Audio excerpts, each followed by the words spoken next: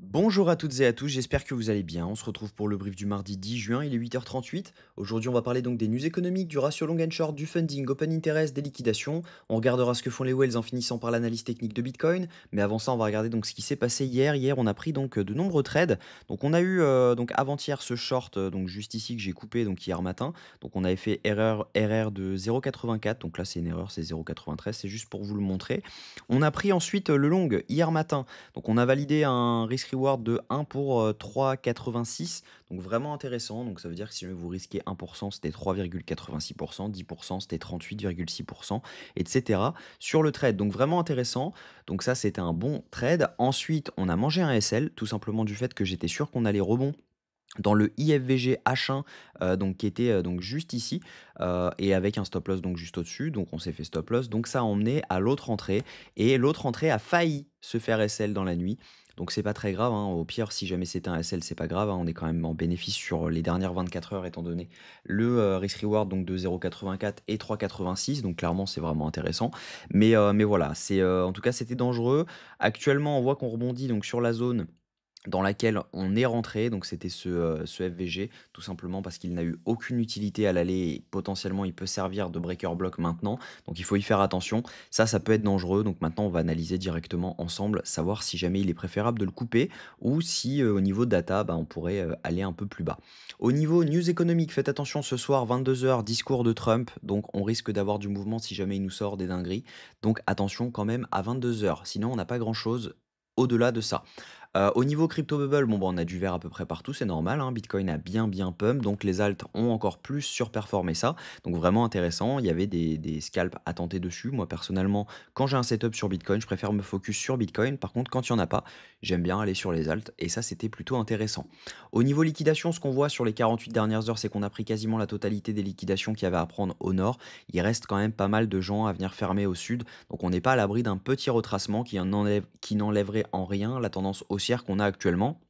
Si jamais on regarde sur 3 jours, c'est la même chose, on a des liquidations donc au sud à venir chercher. Sur une semaine, c'est la même chose, on a énormément de liquidations à venir prendre en dessous. On voit qu'on affile toutes les liquidités qu'il y avait à prendre, toutes les grosses liquidités qu'il y avait à prendre. Et si on regarde sur 2 semaines, on n'ira pas plus loin parce que les positions ne sont actuellement plus ouvertes. On voit qu'on a liquidé tout ce qu'il y avait à prendre, tous les clusters jaunes. En revanche, voilà, on voit qu'il y a du monde à prendre en bas, donc ça pourrait être intéressant de descendre un petit peu.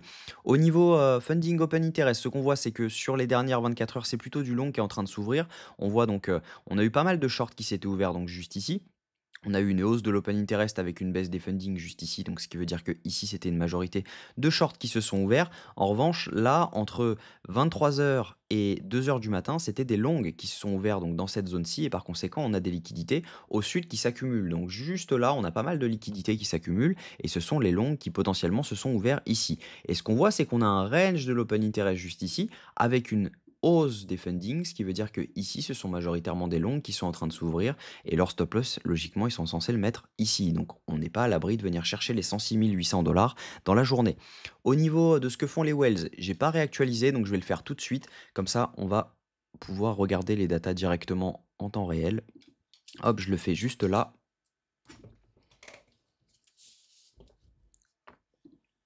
Tac. Donc ce qu'on voit, c'est que on est sur des ventes au niveau Wells. Juste là, on a eu des petites ventes au niveau Wells, on a des ventes au niveau retail et on a eu des légères ventes au niveau micro Wells. Donc maintenant, à savoir si jamais ils vont racheter ou pas. Mais en tout cas, voilà, on voit qu'on arrive sur une zone potentielle de vente, hein, juste ici. Donc potentiellement, on pourrait potentiellement retracer comme ça et derrière revenir chercher donc cette OB pour derrière pouvoir avoir un potentiel rebond parce qu'on voit qu'on a un bel OB en H1 juste ici avec donc un FVG juste au-dessus. Donc ça pourrait être vraiment intéressant. Donc techniquement, cet OB, si jamais je me mets en H1, il pourrait être potentiellement une zone de TP et également une zone de long pour pouvoir tout simplement ouvrir du long. Donc on verra si ça vaut le coup parce qu'on a quand même un FVG à venir chercher en dessous. Donc juste ici, hop, on a un FVG donc juste là qui mon indicateur ne note pas, mais voilà, on voit que ici il y a un FVG en tout cas à venir chercher. Donc à mon avis, voilà, si jamais on venait à dump, je pense qu'un TP dans cette zone sur ce short serait intéressant et ensuite si jamais on a un setup de long, pourquoi pas ouvrir du long et derrière pouvoir se placer pour aller beaucoup plus haut parce qu'on a quand même laissé un equal high.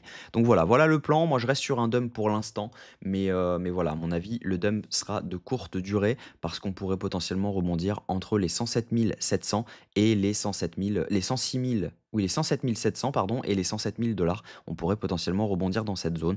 Donc faites attention à vous, n'allez pas short donc jusqu'au sous-sol parce que clairement, on risque de rebondir à ce niveau-là. Maintenant, si jamais on voit qu'il y a énormément de longs qui s'ouvrent ici et qu'on n'a pas de setup low time frame, je ne ferai pas de TP sur le short et on pourra potentiellement aller beaucoup plus bas, peut-être pour liquider cette trendline, voire dans l'OB H1 qui est le TP initial de ce short. Donc voilà, j'espère que cette vidéo vous a plu. Si c'est le cas, je vous invite à vous abonner, à liker cette vidéo et à commenter ce que vous en pensez. N'hésitez pas à nous rejoindre sur la school si jamais vous ne voulez rien manquer des prochains calls. Donc il va y avoir de nombreux calls de ce genre sur les prochaines semaines, tout simplement parce que j'ai repris du backtest. Donc clairement, voilà, on va call beaucoup plus de choses maintenant et clairement, ça va être super intéressant. On a un live également prévu ce soir à 18h30. Donc si jamais vous voulez vous former, n'hésitez pas à nous rejoindre. Je vous souhaite une bonne journée. On se retrouve demain à la même heure. Prenez soin de vous.